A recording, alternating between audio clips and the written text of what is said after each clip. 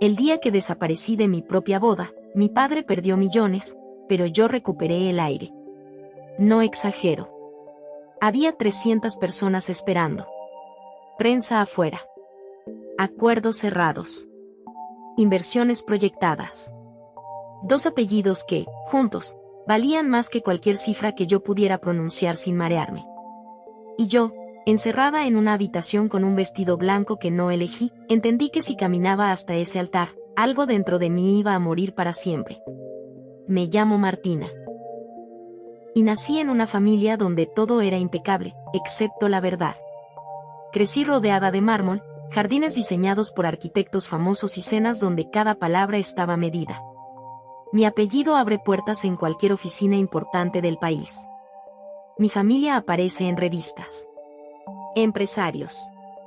Filántropos. Sonrisas perfectas frente a cámaras. Nuestra casa no era una casa. Era un símbolo. Escaleras amplias. Obras de arte originales. Ventanales, que daban a un jardín donde nunca había hojas fuera de lugar. Pero dentro de esa perfección había reglas claras. No mostrar debilidad. No contradecir al apellido. No romper la imagen. Aprendí desde pequeña que todo era estrategia. Cómo caminar. Cómo sentarme. Cómo responder preguntas sin decir nada comprometedor. Mi madre corregía mi postura. Mi padre corregía mi tono. La gente nos mira, decían. Lo que nunca preguntaron fue si yo quería que me miraran. Mi padre tenía amantes. No era un escándalo, era un secreto elegante. Mi madre lo sabía. Todos lo sabían.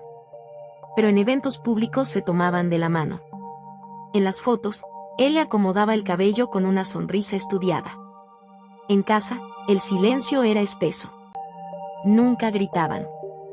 Eso habría sido vulgar. Simplemente dejaban de hablarse durante semanas. Mi hermano menor empezó a tener problemas a los 17. Crisis, consumo, explosiones. La solución no fue ayuda visible. Fue enviarlo al extranjero a estudiar. Desapareció de las conversaciones públicas. Yo desarrollé ansiedad. Lo supe la primera vez que sentí que el pecho se me cerraba en medio de una gala. Las luces, las cámaras, el ruido, todo parecía aplastarme. Lo mencioné una vez en la mesa familiar. Mi padre dijo que la presión es un privilegio. La conversación terminó ahí. Desde adolescente entendí que mi vida tenía un plan. No lo había escrito yo, pero estaba claro. Estudié administración porque era conveniente. Asistí a eventos porque era necesario. Sonreí junto a jóvenes empresarios porque era útil. Ignacio empezó a aparecer con frecuencia. Correcto.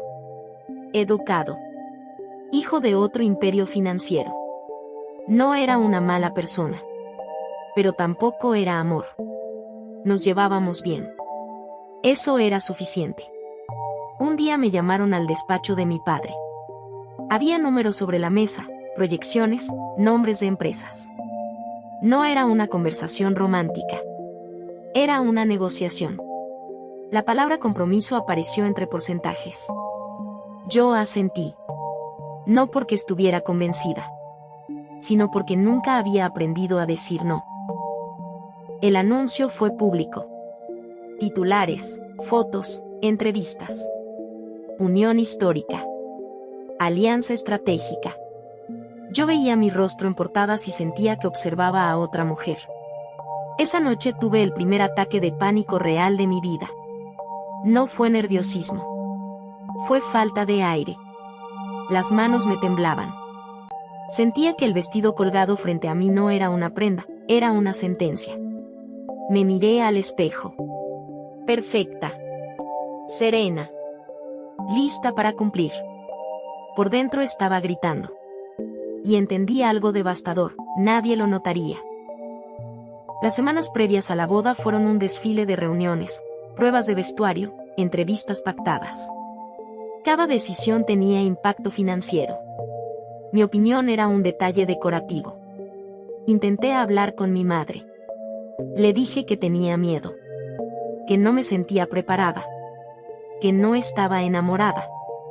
Me respondió que el amor viene después, que el respeto y la estabilidad son lo importante.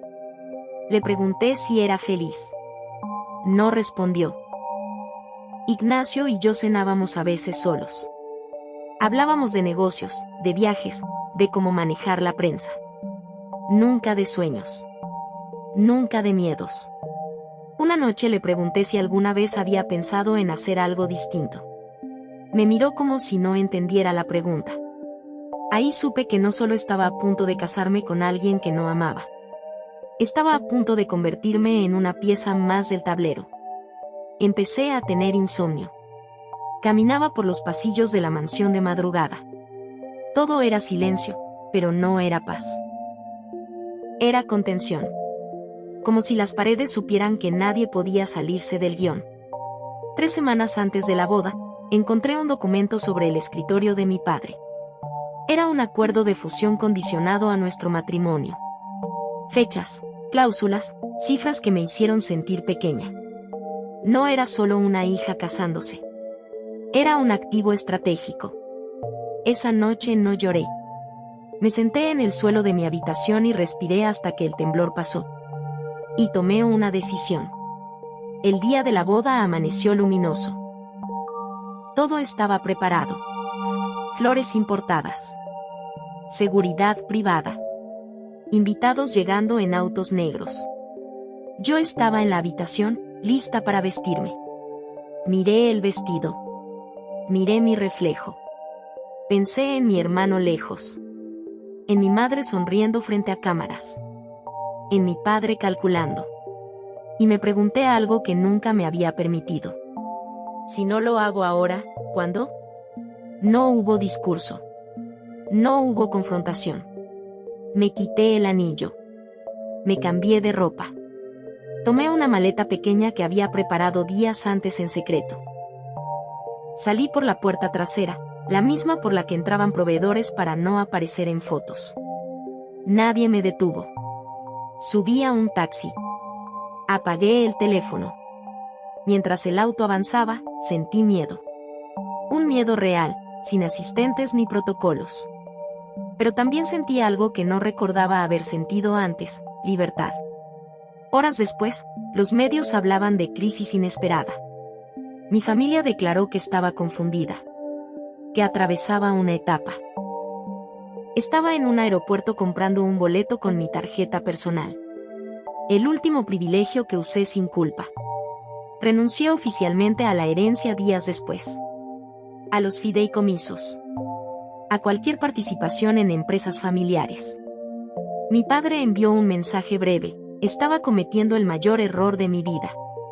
Quizás. Pero por primera vez, era mío. Pasé de tener un vestidor lleno, a elegir qué 2 pares de zapatos conservar. De una casa inmensa a un departamento pequeño donde podía escuchar a mis vecinos reír. Conseguí trabajo administrativo en una empresa mediana. Nadie sabía quién era. Nadie me trataba como una inversión. Los primeros meses fueron duros. Hacer cuentas. Ajustar gastos. Dudar. Había días en que extrañaba la comodidad. La facilidad de no pensar en facturas. La seguridad. Pero nunca extrañé la actuación. Mis padres hablaron en medios. Dijeron que volvería. Que era una confusión temporal. Mi madre me escribió una vez. Dijo que estaba destruyendo todo lo que habían construido. Le respondí que tal vez nunca fue mío. No volví. No sé si algún día las cosas se acomodarán con mi familia. No sé si mi padre entenderá que yo no era una pieza. No sé si Ignacio sintió alivio o humillación. Lo que sí sé que la libertad no es lujosa. Es incómoda. Exige responsabilidad. Exige enfrentarte a ti misma sin el escudo del apellido. Pero cada noche, cuando cierro la puerta de mi pequeño hogar y nadie espera que sonría para una foto, siento algo que jamás sentí: paz. Renuncié a millones, a una vida escrita, a una imagen perfecta. Y tal vez, desde afuera, parezca una pérdida absurda. Pero si me preguntas hoy qué fue lo más caro que dejé atrás, no fue el dinero. Fue el miedo a decepcionar. Porque entendí demasiado tarde algo que debería enseñarse desde niña. No hay fortuna que compense vivir como personaje secundario en tu propia historia. Y si alguna vez vuelvo a un altar, será porque yo lo elegí. No porque alguien decidió que valía la pena invertir en mí.